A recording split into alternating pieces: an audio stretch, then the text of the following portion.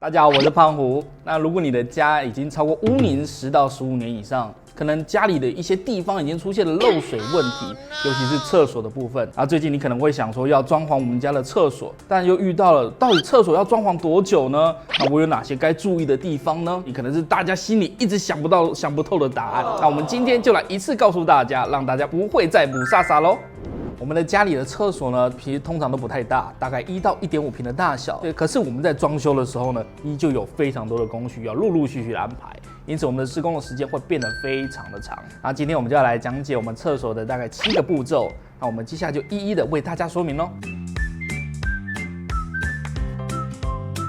好，那第一步呢，我们就要先跟屋主确认他想要翻修的程度。有些人他们可能不是想要整间厕所翻修，他可能只想换一个马桶，或者换一个面盆，或者把镜子换了一个漂漂亮亮的。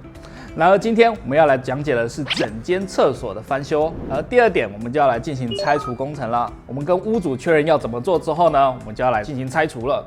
一般来说，我们会把整间厕所都拆掉。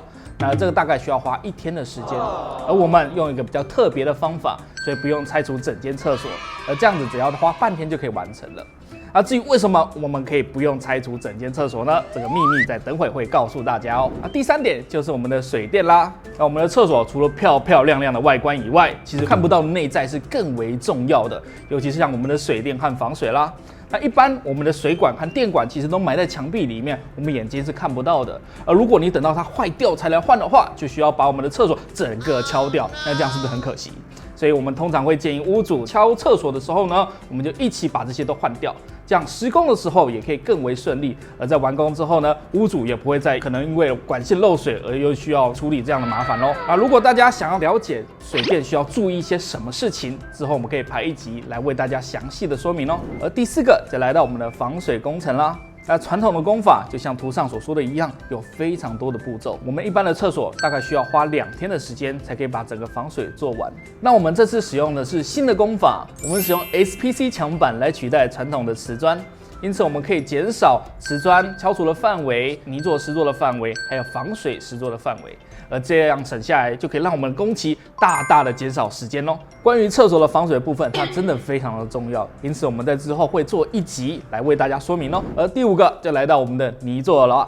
那我们一般泥作就是要把我们的墙壁给抹平，地板也抹平之后，就要贴上瓷砖。而墙壁呢，我们要求要非常的平整，要不然看起来歪歪的就会很不舒服。而地板呢，除了平整以外，我们还要在意它的泄水坡度，因为泄水坡度做得好我们的厕所防水就不会有烦恼了。因为如果我们要把厕所的泄水坡度做好的话，厕所地板就会常常有积水，而积水积久了，就有可能把我们的防水层给破坏哦。所以我们的泄水坡度真的非常非常的重要。第6个就来到我们的秘密武器啦。为什么我们的厕所可以快速施工的方法，就是因为我们这次使用的是 SPC 墙板。而 SPC 板呢，它可以让我们快速的施工，让我们原本需要4天的泥作工程，只需要缩减到1天就可以完成咯。而且做完之后，它又有防水的功能，因此我们其他的工项时间也可以大幅的缩减，让我们可以完成快速施工哦。这个秘密武器真的超级厉害的，所以之后我们会录一集来好好的说明一下它到底是什么东西。那第7点也是最后一个啦，就是要来安装我们的卫浴设备，还有我们的天花板，还有抽风机，或者你想要装在厕所里面的任何小玩意儿。那这个呢，大概需要1天的时间。当然，如果你要装很多东西，时间会变得更长。至于你喜欢什么样的卫浴设备呢？这个就要自己去挑啦。当然，也可以和我们的设计师讨论过后，挑一个最符合你的来装进我们的厕所里面哦。至于我们的厕所要多久翻新一次呢？相信大家都很想了解这个问题。要知道多久翻修一次，我们就要知道材料的使用寿命。其实我们每一个材料它都有自己的使用寿命，而我们的电线和水管大概都是15年。而电线如果你15年之后没有更换的话，它就可能容易导致电线走火。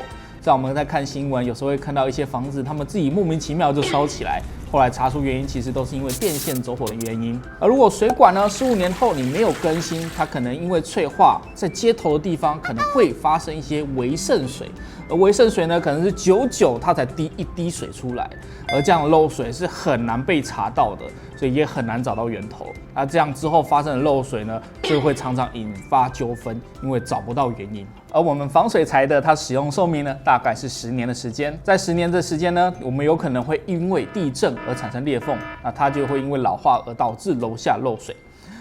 就算没有地震呢，它也可能因为我们家里常常有积水没有清理，没有及时的擦干，然后我们的水就溶解我们的防水层。有没有听起来很可怕？防水层会被水溶解哦，这是真的。尤其泡越久的防水层越容易坏掉，所以我们要记得常常清理我们的家的地板，不要让它总是维持积水的情况。我们所有材料都是有使用寿命的，如果我们没有定期更新的话呢，就可能会产生电线走火或者管线的微漏水，或者是防水层破坏之后的漏水。如果我们想要解决这些问题的最好方法呢，就是定期的更新啦。只要我们定期的更新，就可以让以上的烦恼全部都远离我们哦。